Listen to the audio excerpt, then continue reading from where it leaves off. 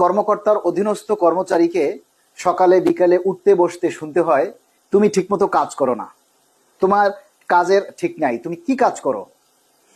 ওই কর্মচারী যখন কিছুদিন পর ছুটি নিতে যায়, তখন ওই কর্মকর্তাই তাকে বলে, তুমি যে ছুটিতে যাবা, তোমার কাজগুলি কে করবে? It's the reality. একজন ট্রাফিক পুলিশ রাস্তায় ঠিকমতো সিগন্যাল দিচ্ছে বলেই নিয়ম শৃঙ্খলভাবে গাড়ি ঘোড়া চলতে পারতেছে। একজন ডিফেন্সের সদস্য নিরাপত্তা দিচ্ছে বলেই আমরা নির্বিঘ্নে চলাফেরা করতে পারতেছি এবং আমরা রাতে নিশ্চিন্তে ঘুমোতে পারছি।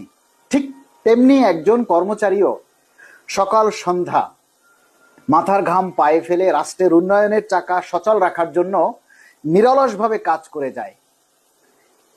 দিন শেষে ওই কর্মচারী নির্যাতিত হয়। সবচেয়ে মজার কথা কি জানেন? কর্মচারীরা যখন ন্যায্য দাবি নিয়ে রাস্তায় আন্দোলন করে, নিজের বেতন ভাতা বৃদ্ধির জন্য রাস্তায় আন্দোলন করে, পুলিশের মার খায়, জল কামান খায়, কিন্তু যখন দাবি বাস্তবায়ন হয়, বেতন বৃদ্ধি হয়, তখন দেখা যায় ওই কর্মকর্তাদের বেতনই সবচাইতে বেশি বাড়ে। আর যারা রাস্তায় মার খেলো তারা অভুক্ত, অনাহারেই থাকতে হয় এবং দিন শেষে তারাই নির্যাতিত হয়। এভাবে যদি কর্মচারীরা নিজের অধিকারের কথা, নিজের ন্যায্যতার কথা বলতে গিয়ে নির্বিঘ্নে নির্যাতিত হয়, তাহলে দেখবেন একসময় ন্যায্যতা বলতে কিছুই থাকবে না, ন্যায্য কথা তুলে ধরার জন্য কাউকে খুঁজে পাবেন না। কর্মচারীরা কি চিরকাল এভাবে মার খেয়ে যাবে? আর আপনারা এভাবে যদি সবাই চুপ করে নীরবে সেই মার সহ্য করে যান, তাহলে কোনোদিনও আপনাদের এই নির্যাতন ঠেকাতে কখনো কেউ এগিয়ে আসবে না। কখনো আপনারা এই ন্যায্য অধিকার বাস্তবায়নের জন্য কাউকে খুঁজে পাবেন না।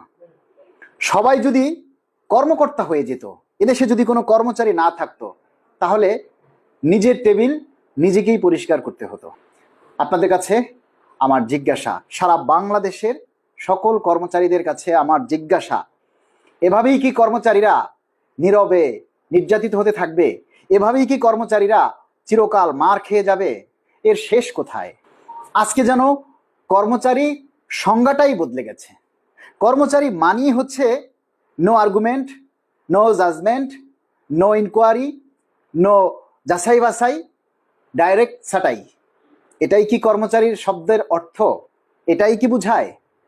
আপনাদের কাছে আমার জিজ্ঞাসা, সারা বাংলাদেশের সকল কর্মচারীদের কাছে আমার জিজ্ঞাসা, এভাবেই কি কর্মচারীরা নীরবে নির্যাতিত হতে থাকবে?